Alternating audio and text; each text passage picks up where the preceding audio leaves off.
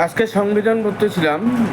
বেশ কয়েকবার সংবিধান পড়লাম। সংবিধানের রাষ্ট্রপতির অংশটুকু পড়তেছিলাম বারবার, যে কোথাও একটু নিস্তার পাওয়া যায় কিনা। দেখলাম যে নিস্তার পাওয়ার কোনো উপায় নাই। আমি নিস্তার পাচ্ছিলাম না নিজের কাছ থেকে, কারণ বাংলাদেশের একটি অনুষ্ঠান, যে অনুষ্ঠানে জুলাই নিয়ে যে অনুষ্ঠানটা হলো, সেখানে বাংলাদেশের রাষ্ট্রপতি, বাংলাদেশের 3 বাহিনীর প্রধান, সাংবিধানিকভাবে সব নাগরিকের ঊর্ধ্বে যে ব্যক্তিটা, তারপরে কোনো আদালত যার বিষয়ে কোনো তদন্ত করতে পারে না, এরকম ব্যাপার সংবিধানে লেখা আছে। সেই ব্যক্তিকে বসিয়ে, ব্যক্তি নয় বরং প্রতিষ্ঠান, রাষ্ট্রপতির মতো একজন প্রতিষ্ঠানকে বসিয়ে সেখানে ঝগড়া ঝাঁটি, তর্ক বিতর্ক, বিশৃঙ্খলা, এবং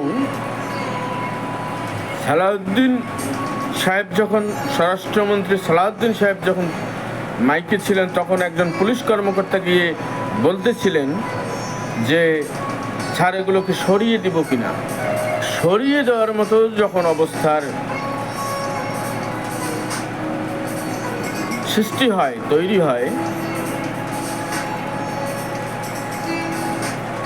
স্বরাষ্ট্রমন্ত্রী তো পুলিশ মন্ত্রী, উনি তো পুলিশের মন্ত্রী, উনি বললে হয়তো বা সরাই দিত বা ব্যাপারটা আরো খারাপের দিকে যাইত।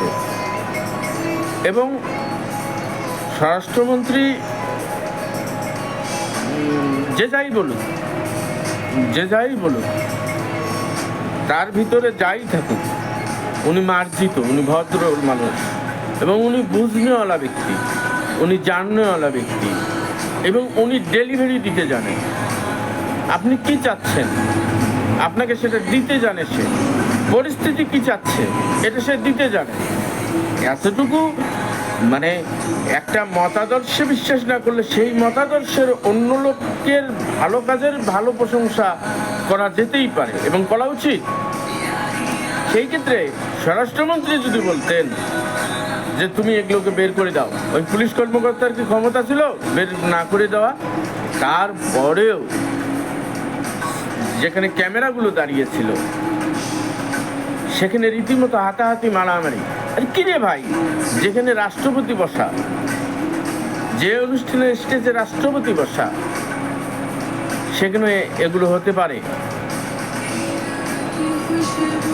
এই যে আমি অনেক আগে বলেছিলাম, বাংলাদেশের শিক্ষক সমাজের প্রতি যে অন্যায় করা হয়েছে, বাংলাদেশের শিক্ষক সমাজের প্রতি যে জুলুম করা হয়েছে, এর পাপ আমাদেরকে ভোগ করতে হচ্ছে।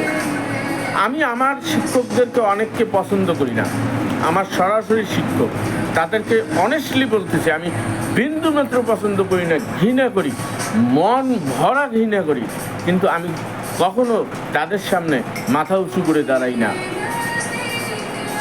তারা ঘৃণা করার মতো প্রতিদিন কাজ করে, কিন্তু তারপর আমি দাঁড়াই না। এটা আমি নিজেকে হাইলাইট করতেছি না, বলতে চাচ্ছি যে শিক্ষকের সামনে ছাত্রের দাঁড়ানো উচিত নয়, ছাত্র যত বয়সী হোক না কেন। আজকে দীর্ঘ 2 যুগ আগে আমি যে শিক্ষকের কাছে লেখাপড়া করেছি, সেই শিক্ষকের সামনে আজও আমি দাঁড়াই না। আমি মনে করি, আমি কেন, আমার 2টি সন্তান আছে, তারাও দাঁড়াবে না তাদের শিক্ষকের সামনে। আমি আল্লাহর কাছে দোয়া করি যেন আমার সন্তানরা আমার শিক্ষকদেরকে সম্মান করে চলতে পারে। তারা আর যাই কিছু হোক, তাদেরকে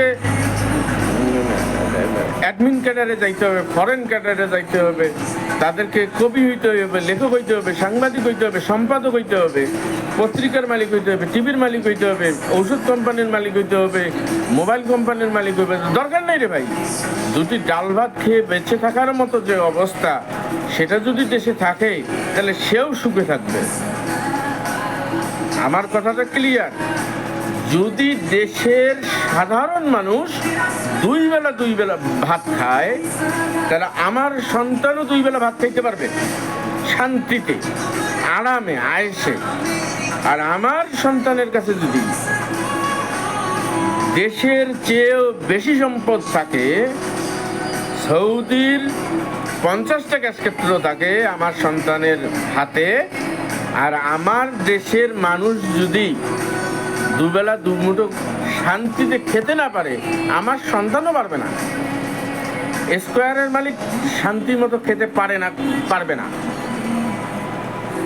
যদি বাংলাদেশের মানুষ ভালো না থাকে। বাংলাদেশের প্রধানমন্ত্রী ভালো থাকতে পারবে না যদি বাংলাদেশের মানুষ ভালো না থাকে। এটাই নিয়ম। 4-5টা নিয়েই আমরা, 4-5টার বাহিরে আমরা নই। তাহলে রাজনৈতিক বিতর্ক চলতেই থাকবে, বন্ধ হবে না, এবং এটা বন্ধ হওয়া উচিত নয়, কখনোই নয়। গণতান্ত্রিক রাষ্ট্রে রাজনৈতিক বিতর্ক চলমান রাখাটাই হলো গণতন্ত্র। যত বেশি বিতর্ক হবে তত বেশি গণতন্ত্র প্রতিষ্ঠা পাইছে বলে আমাদেরকে ধরে নিতে হবে। কিন্তু এই নয় ইনস্টিটিউশনালি, যেখানে রাষ্ট্রপতির মতো ব্যক্তি দাঁড়ানো, বসা, স্টিল নাও, তার সামনে গিয়ে হুরহাঙ্গাম করতে হবে। এটা চরম বেয়াদবি, এটা রাষ্ট্রের সাথে বেয়াদবি, এটা অনৈতিক, এবং এক্সেট্রা এক্সেট্রা এক্সেট্রা। যারা আয়োজক ছিল, সরকার ছিল, তাদের সবার কাছে আমি একই রকমভাবে বিরক্ত। কারণ রাষ্ট্রপতি ভাই আপনার দলের না, আমার দলের না, আমার বাড়িরও না, আপনার বাড়িও না। রাষ্ট্রপতি বাংলাদেশের ভূখণ্ডের রাষ্ট্রপতি। বাংলাদেশ নামক যে একটা দেশ আছে, তার যে রাষ্ট্র কাঠামো আছে, সেই রাষ্ট্র কাঠামোর সে প্রতিষ্ঠান, তাকে আমাকে শ্রদ্ধা করতেই হবে। যাই হোক, সম্মান গেলে আর সম্মান ফেরত আসে না, এটা আমরা পড়ছি, হয়তোবা ভুলে গেছি, হয়তোবা আবার নতুন করে পড়তে হবে। আসেন আমরা আবার পড়ি, আমরা স্টাডি করি। আসেন আমরা সুনীলের কবিতা পড়ি, আসেন আমরা নজরুলের কবিতা পড়ি, আসেন আমরা রবীন্দ্রনাথ পড়ি, জীবনানন্দ পড়ি, আসেন আমরা ছফা সাহেবের লেখা পড়ি, ওসমান সাহেবের লেখা পড়ি, হুমায়ুন আহমেদ আছে, যার যেটা পছন্দ সেটা পড়ি, স্টাডি করি। এবং আমরা আমাদের দিলটাকে, ইমাম গাজ্জালি পড়ি, গালিব পড়ি, কোরআন পড়ি, বাইবেল পড়ি, দিলটাকে একটু নরম করি।